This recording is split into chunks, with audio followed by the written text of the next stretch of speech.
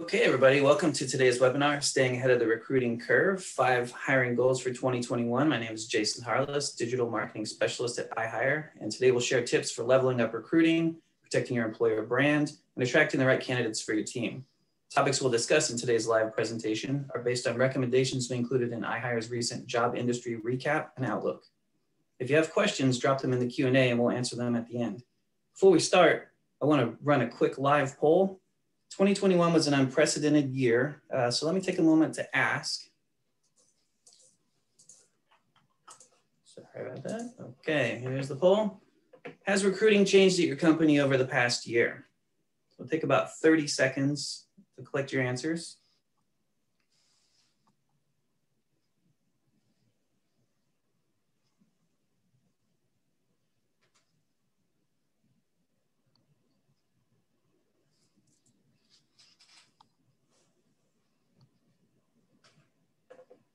It's about 5 more seconds if anybody hasn't submitted a response.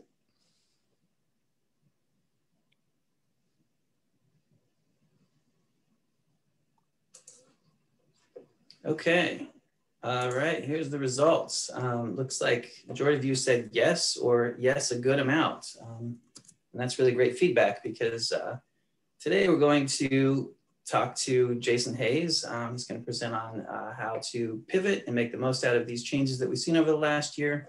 Jason is VP of Employer Sales at iHire, and since 2006, he's progressed through numerous positions within the company, yet he's still kept his finger on the pulse of market changes and trends that affect job seekers as well as hiring professionals.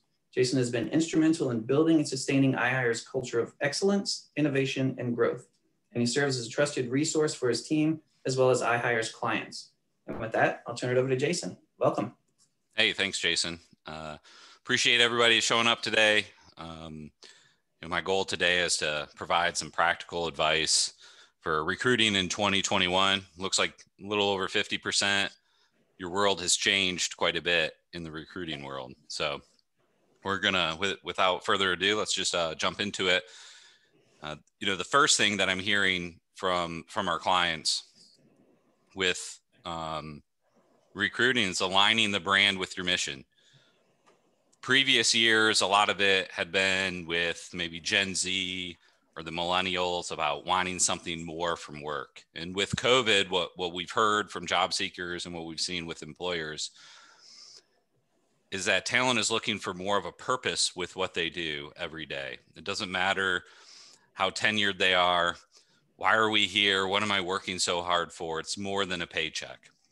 So if there's one thing to take away, it's the brand, it's your mission, tying everything to a purpose, a greater good. What are we doing for society? It's important for all walks of life.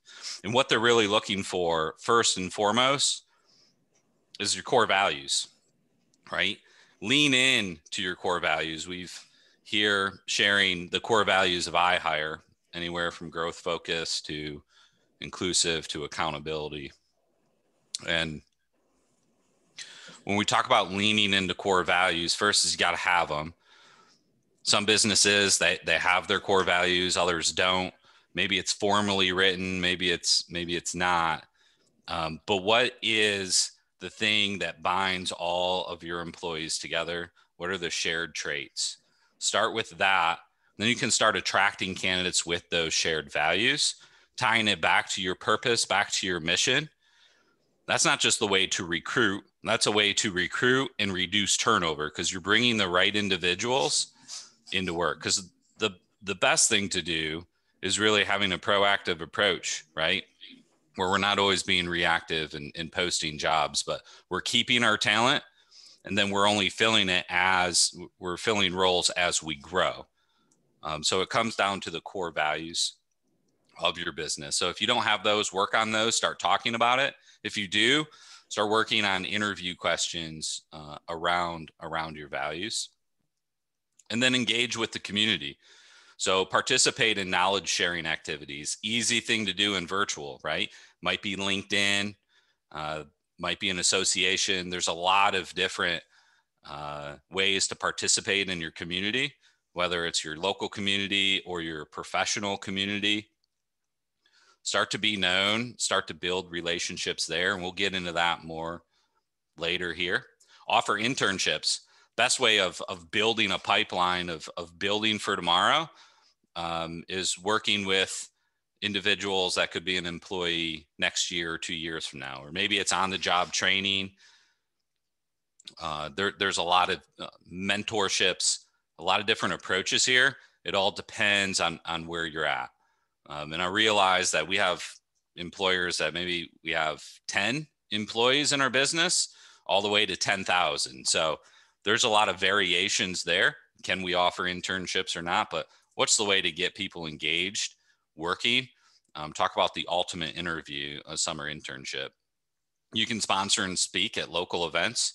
One thing we've done at iHire is there's at a, down by the river at our local community, there's a music every Thursday. We sponsor that event.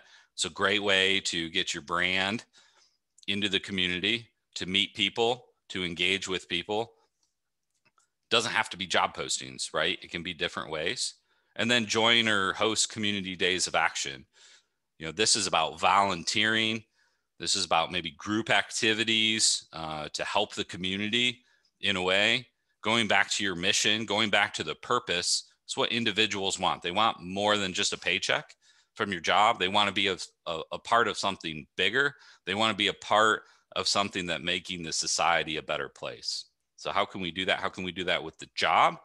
But also what opportunities can we provide to individuals for those community days of action? Another goal is to perfect your virtual recruitment process. It does not matter if you are 100% in the office. The virtual recruitment process is still here to stay. It's always been here. And I'm going to show you some reasons why it needs to continue to be a focus, whether you're 100% remote, hybrid, or 100% in the office. So first is transparency, right? What we hear from job seekers today, a huge thing, is it 100% remote? Is it 100% in the office, or is it a combination? And there are job seekers go either way. Some, I can only work remote. That's all I'm going to do now once they've done it for a year. Some don't like to Zoom all the time. They want to be in the office and they want that social interaction. That's what they're looking for. So be transparent about it. It'll help you drive more qualified applications when you post your jobs. And then think about pay, right? We had a client the other week and he said that they pay the best in their area, but they didn't put it on their job description. So we recommended to do that, and we saw a meaningful increase in qualified applications there. On the flip side, we also work with a lot of nonprofits, and people don't go to work for nonprofits for the pay. It's really about intrinsic motivation, tying back again to the mission, to the brand, to the purpose, the greater purpose of that job. That's why they work there. So it's okay if we don't pay at the top end, but what are you providing outside of a paycheck that is driving that purpose? Again, I'll keep bringing it back to brand and mission because that is what's going to be the leading driver in 2021 and years to come.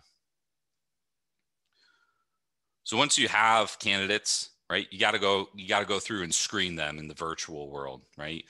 Have a checklist. So you are evaluating every applicant the very same. That's going to reduce the unconscious bias, any potential there. We have a checklist on our blog that you can check out that'll help you get started if you don't have anything like this. But this is, again, just a way to evaluate everybody the same. Once you've evaluated them, you want to schedule interviews in advance, right? Give them some time. And do it virtually. This is, again, even if you're 100% in the office, my recommendation is to do your first interview remotely. And why is that? You still have talent that may have kids at home in school. They simply can't take a half day to travel down to your office to do an in-person interview. Or they're currently employed, you're asking somebody to take a half day PTO, and they're not even sure that they're committed yet. They don't know enough about you, right? So if you do a virtual interview, they can do that over their lunch break. Really easy. You can get to know each other. And then if both of you decide like this is a potential worth exploring, then bring them into the office if you have to. You're going to see your pool of candidates grow exponentially if you start with a virtual interview first. Let candidates know what to expect in the interview, no surprises. My recommendation to all my clients is to give a job seeker at least 2 interview questions. This does a couple things. One, it allows you to evaluate the job seeker on how they prepare, their thought process, how they articulate things, all very important in a job, right? Sometimes an interview is more of who has the quickest wit because these are questions they haven't prepared for. And that's not always indicative of if that individual will be a good fit or not. So give them a couple questions. That eases the tensions, eases anxiety to start the interview as well, gets it off to a good start, and then you can roll into more. Send instructions using in Zoom. Try to be as helpful as possible, particularly if that's the type of culture you are, is being collaborative and being helpful. Start that, show that right at the interview, because if you're being helpful and your competitor who that individual is interviewing with is not, you're going to stand out. So make it as easy as possible for these job seekers. It'll make your life a lot easier from a recruiting perspective. And then streamline your remote onboarding. So this is obviously only if you are remote. This would not be for if you're in office, but list out expectations. A general recommendation, let them know expectations and milestones, day 1, week 1, month 1. And this individual is going to be at home without coworkers around. They're going to be wondering, am I on track? Am I doing the right thing? It's harder to communicate. If you give them this list, it's going to reduce anxiety, and that'll reduce turnover. You're not going to hire people and then leave just a week or 2 weeks later, which I hear all too often. Map out your current onboarding procedures. So if you haven't recruited in this virtual world, step 1 is to map out all of those onboarding procedures and then figure out how are you going to do it in a virtual world, then on site. Equipment, logins, tech support, the list goes on. Just start there and you can start tackling these one at a time. You'll be much more prepared and your new hire will appreciate that. Assign a work buddy. So it could be somebody that is a peer, is working in the same department, in the same role. Also have clients that do a work buddy in a different department, one in which they collaborate a lot with. Again, going back to their core values of collaboration. Maybe it's a salesperson, so their work buddy may be somebody in marketing because they really want that interaction to further their business activities, right? So assign a work buddy. They know who to reach out to. They can get an answer right away. Really reduces stress again on your new hire. So another goal is filling your talent pipeline. So I hope 2021 is the year where in HR and recruiting, we take a proactive approach and not a reactive approach, right? So get to the talent pool first. Recruit even if you aren't hiring. I'm in sales. I tell people you're a salesperson too. Even if it's not in your job title, you're always selling internally at work. You're always selling in life in general. I think the same about recruiting. Everybody is always recruiting. We're interacting with people all of the time, whether it's at a restaurant or at a community event. So think about that. Every interaction you have could be that potential person, could be a great fit. So always be recruiting. You can even do a resume search database if you would want and reach out to people and start those connections, right? So it's about building new relationships. You're always building new relationships. Have that hat on at all times. You can also rekindle existing relationships. So that could include individuals that have left your organization that were really good. We call them boomerangs, right? They might come back in 2 or 3 years. So rekindle that, talk to them. It could be those silver medalist candidates. The last time you posted a job, maybe 3 or 4 times ago, those individuals that were qualified, but there was just somebody a little bit more qualified, reach out to them. Let them know what you've been up to, ask them what they've been up to.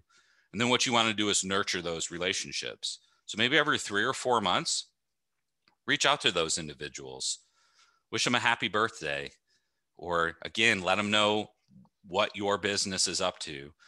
Because really what your goal is for every role that you have, you should have 2 or 3 people that you've been nurturing. So if a role does open up, you can go right there and see if it's the right opportunity and right time for them. If not, that's okay. Maybe next time it will be.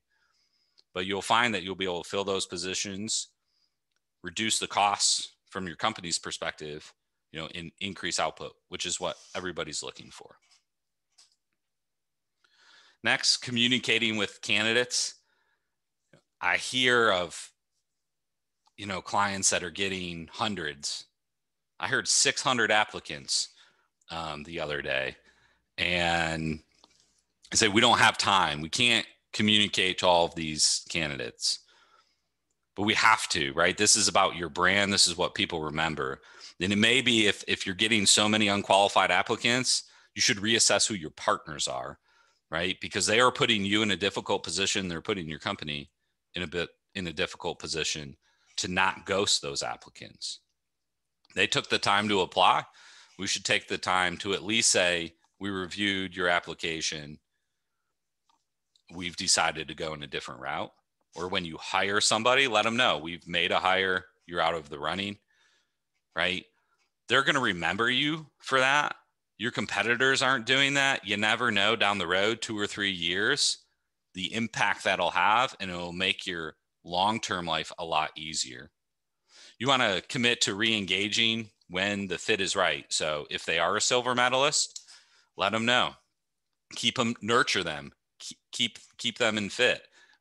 If let's say you interview them for a role they weren't a perfect fit for, but you think that they might be a better fit in a different department that just doesn't have a job open, let them know. Again, going back to transparency, let them know exactly where you're at, exactly how you feel about them.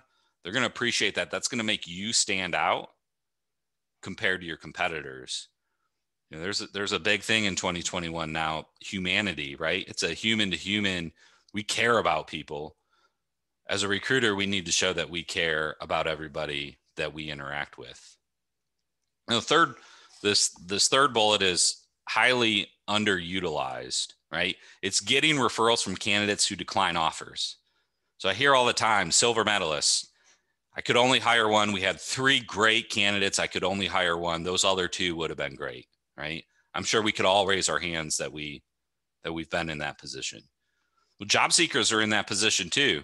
They may get 3 offers and they may really like all 3 offers, and they have to decide, they have to pick the one that they feel that's best. And that's probably happened to us, right? We've put an offer out and the job seeker has declined it because they've decided somewhere else. That doesn't mean that they didn't like your position. There's just a better fit for them.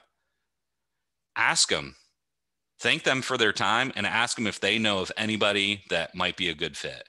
You will be surprised how many job seekers who decline your offer will give you a referral and will be such a good fit for what you're trying to do. If there's one thing that you're not doing to do right now, it's that. Because what all of this does is it elevates your employer brand. People are going to remember who lead with a human touch, who lead with compassion. It's something that, through this pandemic has really bubbled up and something that people are top of mind for everyone.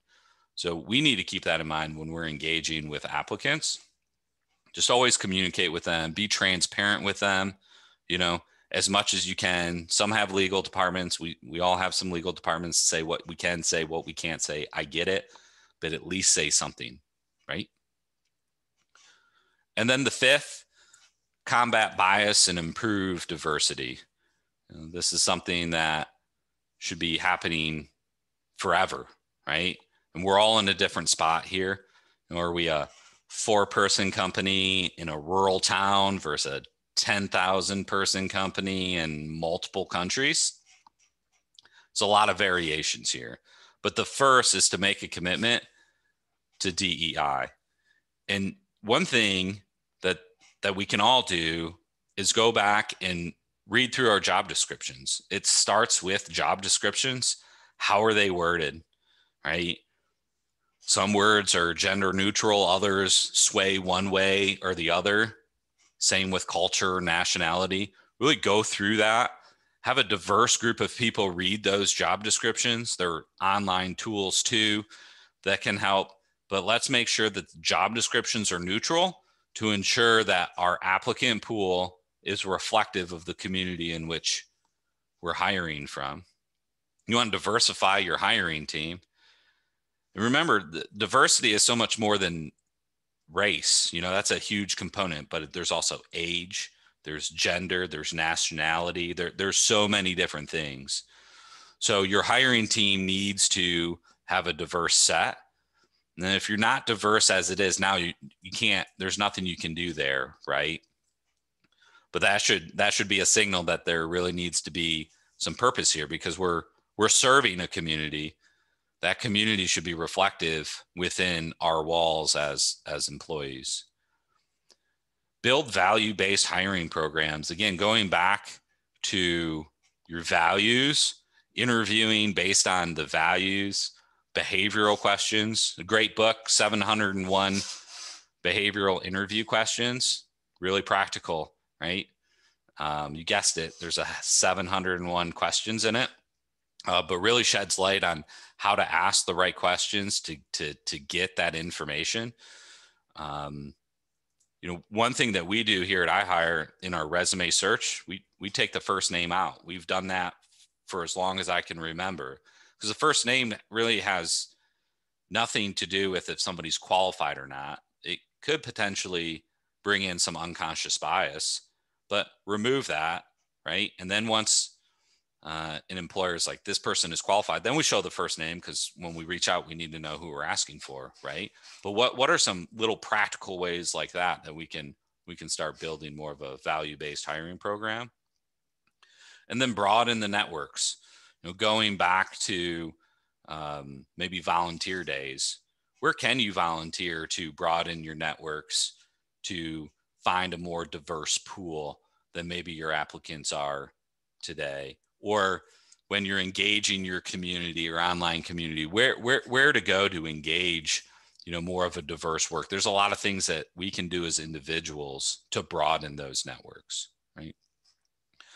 So those are the 5 goals for 2021. So just to recap, align your brand with your mission. Purpose. Everybody's looking for a greater purpose through their job than just a paycheck.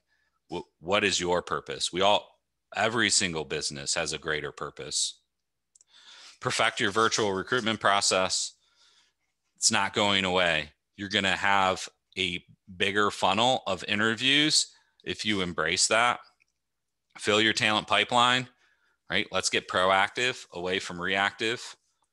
Communicate with candidates. So think about how we're communicating, when we're communicating, again, going back to the pipeline so that we can fill those positions as soon as they become available, and combat bias and improve diversity, because a more of a diverse team, a better solution that will come out, and we will be serving our community better that way as well.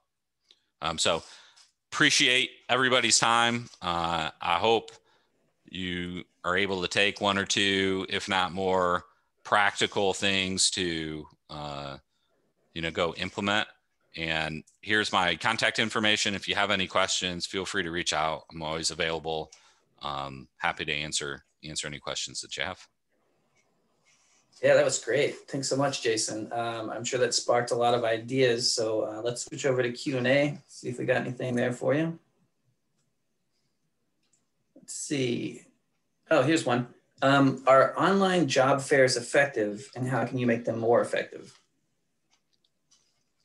Yeah, so great question. You know, sometimes I always want to answer a question with a question. So when I hear job fair, I kind of think two different. One is a job fair just for my company itself. Another is a job fair hosted by a third party where there's a lot of businesses. So I'm going to go with the second one for now. It can be effective. It really depends on where you're at and what roles you're recruiting. Here would be my recommendation if it's a third party, some questions to ask. One is number of job seekers that are registered for it or expected to be registered, right? It's likely this third party has done a lot of job fairs in the past. So what I would want to know is how many of those job seekers have a resume uploaded into the platform? What is historically, what's the percentage of that? Because that's an indication of engagement. And also what you're going to want to know is how many of those job seekers have visited more than 2 booths. There are some providers out there that really put the onus on the employer to do the marketing to drive the job seekers to that. So sometimes what you see is like really large numbers as far as registered, but they only go to 1 booth because they're coming to the company that did all of the marketing. So you want to make sure that it's really like a job fair where people are walking around and visiting different booths. Those are the questions that I would ask. And then I'd base my my determination off of the data and the answers. Great. Next question here. How long has iHire been around and what results can I expect to see with using iHire? Yeah, great. Great question. We've been around since '99. So we've been through a few recessions and we kind of understand what's coming up. What can you expect? You have a trained professional on the other side of the phone that's going to help you. They work in an environment. We've been awarded for 7 years in a row, either best place to work or an excellent workplace in some form. So they really know about brand and mission and what is that purpose. So they can help along with that. And we're gonna work really hard to help you find the right person. Great. Next question. What shifts in recruiting are trending right now? Well, that's a good question. So went over a couple of them. I would say, where is the work being done? Is it remote? Is it in office? Again, some people has to be remote. Some people really want in office. So what is that?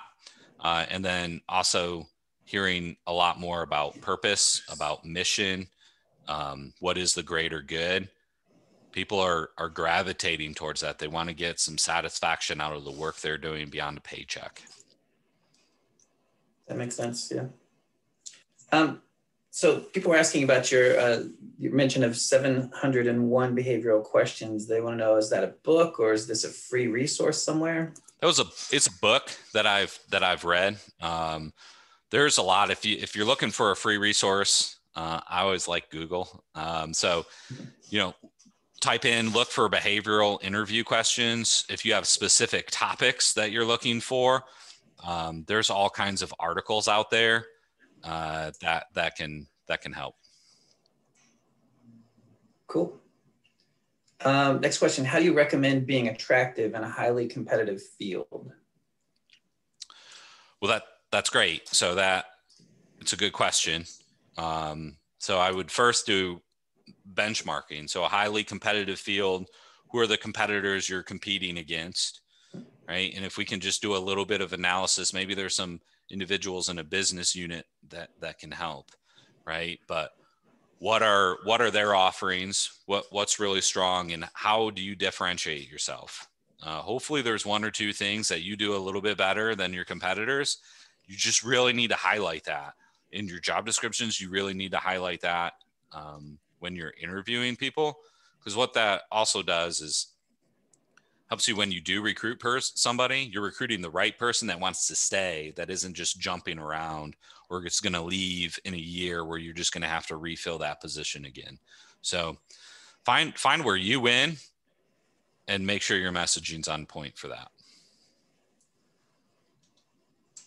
Great. So next question, with most people working remote, is it hard to find employees in our industry? What are some ideas you may have? We work in home care, in the home care field. Yeah. So home care field is challenging. So first question is like, do you provide training? What exactly is it? A home health aide? What exactly is the role? So do you provide some type of training? Are you, or maybe a different way to ask it is, are you looking for somebody that has experience in that field, or are you looking for somebody that doesn't? Because if you're looking for somebody that doesn't, what a great purpose and what a great way to help others. And I think we could really tap into that. If it's about somebody that has that work experience, right? Sounds like it's very competitive. So why is your business better to work for than somewhere else? What do you provide that's a little bit different? And I would start there. All right. Next question. How can small businesses compete with corporate, or I guess large businesses? That I would say exactly that you're a small business. Are you family owned, operated, family atmosphere? We talk to job seekers all the time. They say, I don't want to go work for a big corporation. I want a small family run company where people know my name. I'm not just a number, that I'm building these relationships in my department and other departments. Some people are definitely, they only want to work for employers with 50 or less employees. So say that, lead with that. That can be a very good thing. If a job seeker wants to go work for a really big corporation, let them, right? They might find, sometimes you find the grass isn't as green on the other side, right? And maybe you can pull them back afterwards. But I would lead with that you're a small business, locally owned. You'd be surprised how many job seekers are looking for that. Definitely. What can you do if not many applications are flowing in, even with transparency? Well, that's a good question. Again, kind of depends on the role, right? So let's say it's an RN, which is really hard right now. Well, maybe we need to reset our expectations of how many applicants can we get, right? Another question might be with the job, even with transparency, right? Or can it be a remote work? And how are we promoting that job? Are we just in our own geography? Are we promoting it somewhere else? I've had clients that I've said where they're at, they know that there's a lot of individuals from like New York that might want to, travel down to Louisiana or relocate to Louisiana. So sometimes they specifically target those areas where they know in their geo area, people relocate to, if it has to be in office. So you can get a little creative. I don't think there's one right answer. So it kind of depends. Again, reach out to me in email about your specific situation, and I'd be happy to provide some additional thoughts on it. Very cool. Is there a difference in the mindset for a person that uploads their resume to a job board like Monster versus those that keep their resume blind? I'm going to blind. I think that means like private where you can't see it. Is the way I'll take that. I think I wouldn't discard either one, right? So think about if blind is, keeping it private. If you're currently employed, you're probably not going to put your resume in public so that your employer can see that you're looking for a job, right? So a lot of people that choose to keep their resume private, they're not less motivated than somebody that makes their resume public. They just have a situation in which they can't, right? So I don't read anything into that from an applicant perspective. Right. So next question, we got a lot of questions here. Wow. Engaged, that's awesome. Is texting more effective than emailing an intro to a candidate?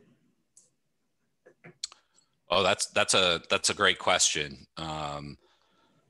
It probably depends on your demographic on that.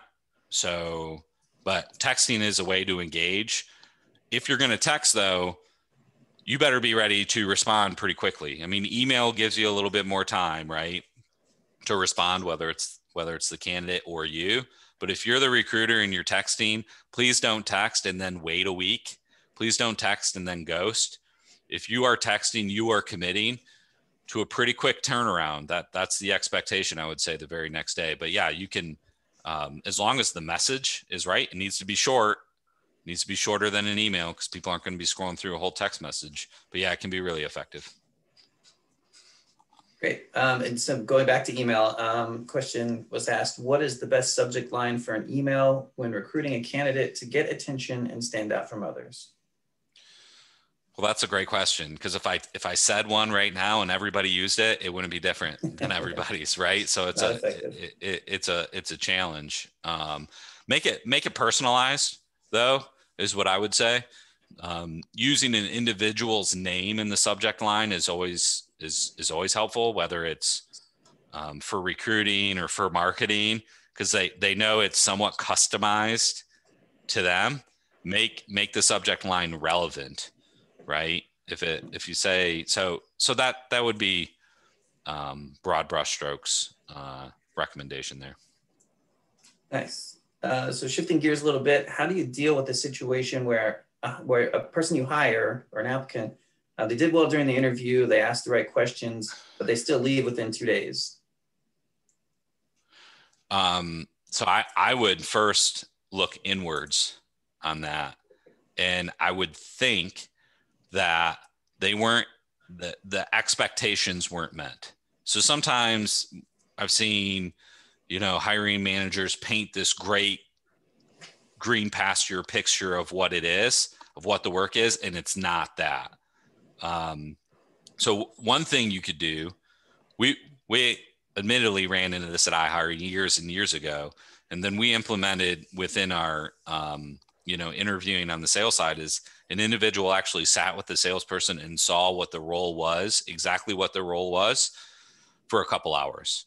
Then there was no question, what are you signing up for? This is exactly what it is. So try to figure out maybe how to bring a lot more transparency to what the role is. Maybe even talk about more of the challenges and some of the struggles within the role to make sure they're up for the task. But that's where I would start. I'd start with myself. Next question. When you talk about the fourth point, which is communicate with candidates, without the post descriptions and the company's profile, which kind of information should we share with candidates? Can you repeat that? Sure. Can you repeat that?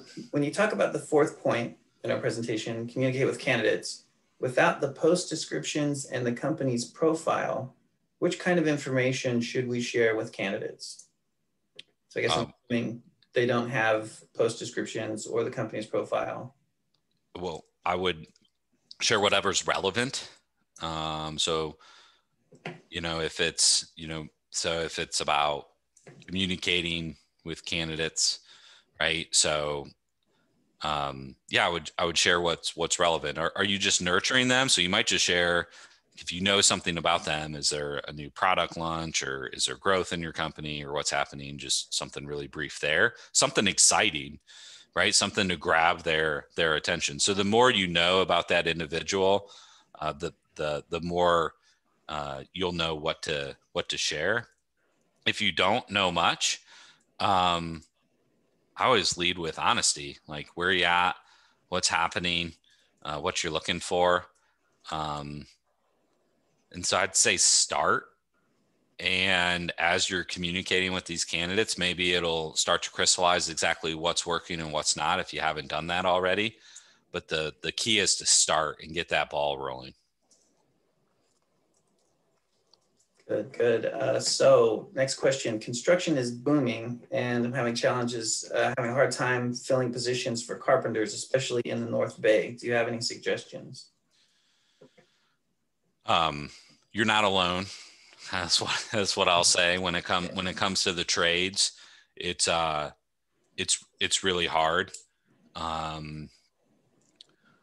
So there's a few things, and some of it is a little bit, it's not the individual's fault. It's not your fault. There are some very qualified people that want to work, but their kids might be at home with school and they don't have anywhere to go. Right. And so they're there. You can start thinking about maybe building a pipeline, having those conversations so that when we do get back to normal, you have these individuals that are ready to go. That's beyond just, carpenters. That goes for a lot of different roles. You could reach out to some, if you have any like local like trade schools, some training could be a good resource there too. They might know of people that are looking, or maybe you can start building relationships with people that will be graduating soon. Another thing to think about is your requirements. Do they have to have experience? Is it somebody like an apprenticeship that you could kind of teach and build up and build up?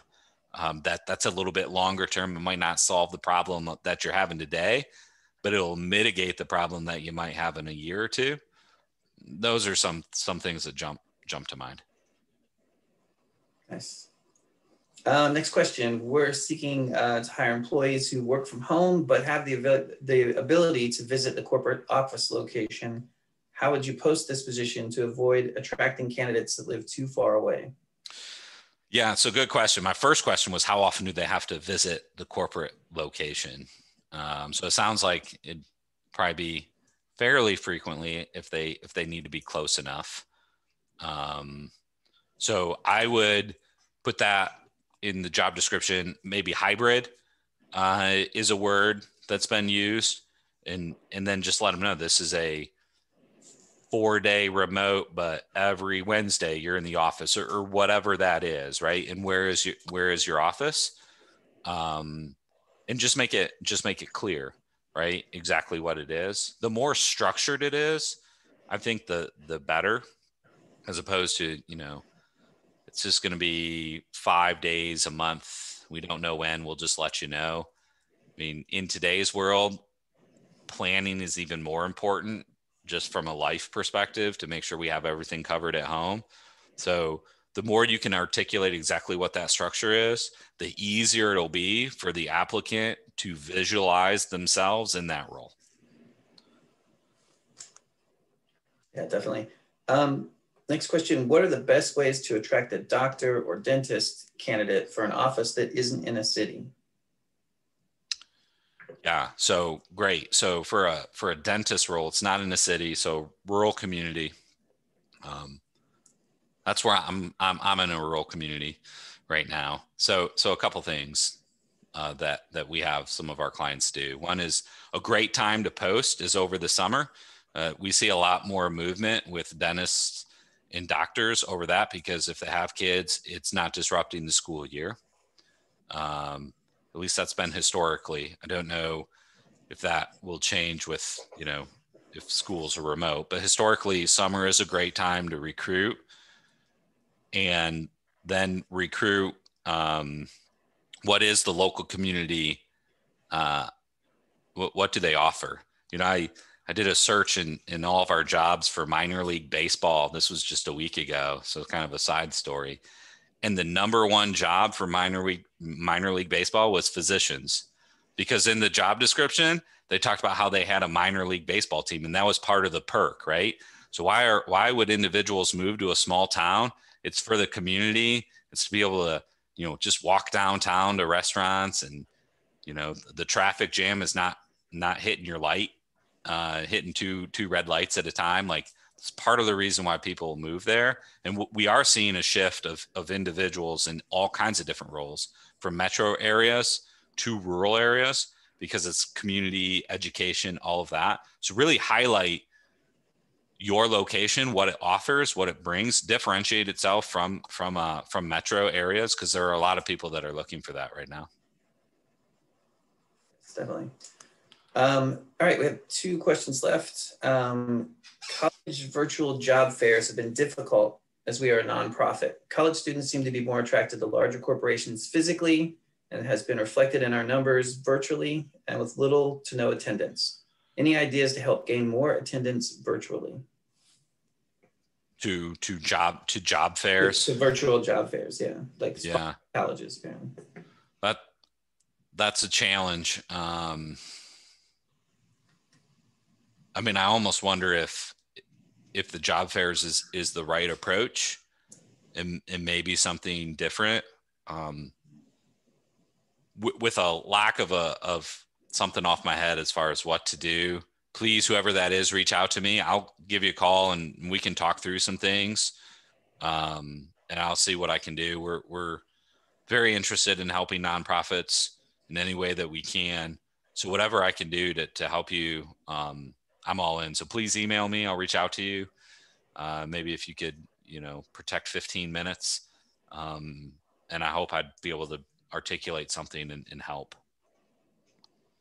Yeah, thanks. So next question, do you have any competitive advantage strategies you'd be willing to share for better recruitment? Great question. Went over a little bit of this, I think, but from a competitive advantages first is to figure out what is your competitive advantage. So benchmark yourself against your competitors that you're competing with from a recruiting perspective. So you might not be competing with them from a product perspective or a business perspective, but you're recruiting the same people. So you got to figure out who's recruiting those same, and then benchmark yourselves and figure out what you do better than them, why job seekers prefer you. Talk to your employees and ask them what makes it such a great place to work. I mean, we got this resource right here, right? It's our staff. And then use that as a way to build out your competitive advantage to recruiting. Again, just be transparent about what you do really well and why people really like it. I think you'll find success. Nice. And we have one last question sneak in. I promise this is the last one. How many times should you follow up with a candidate who hasn't replied to an email or phone call? Yeah, so that's a really good question. The salesperson in me says 7 times. It probably depends. You don't want to badger somebody. We all have, we all have life things going on. What I would recommend though, before you give up, let them know that that's what you're going to do. Tell them, this is the last time I'm reaching out, really interested. If you're not, that's fine. I'm going to move on. You'd be surprised how many people will respond to an email like that and say, no, had this going on or something else, right? But let them know before you give up. I bet about 10% of the people will respond to a message like that. Yeah. Well, thanks for responding to all these amazing questions. It's great to see so much engagement today. And I just wanted to really quickly, before everybody leaves, we're putting together these webinars and we want to kind of schedule them out through the year. So I want to run a quick exit poll to make sure that we're meeting your needs. So what would you like to see in upcoming webinars? It'll take about 30 seconds. We've got 5 options here.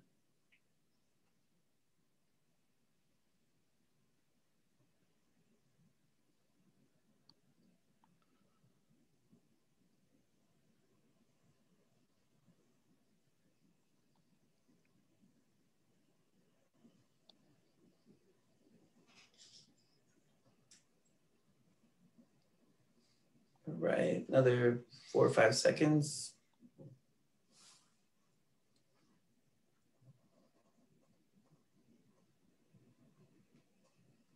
Okay. So it looks like most people want practical tips to save time recruiting. Definitely, we can handle that. It's very exciting to hear. If you have any additional suggestions for upcoming webinars, definitely send them to me. My email address is jason.harless@ihire.com. Thanks everyone for taking some time today to hang out with us and learn a little bit more about the hiring process, the remote recruiting process. And just keep a lookout tomorrow for a link to a recording of today's webinar and a follow-up email in early March inviting you to join us for our next webinar, The Candidate Experience. What do job seekers see when they use iHire? Thanks so much. Have a great day. Thank you. All right.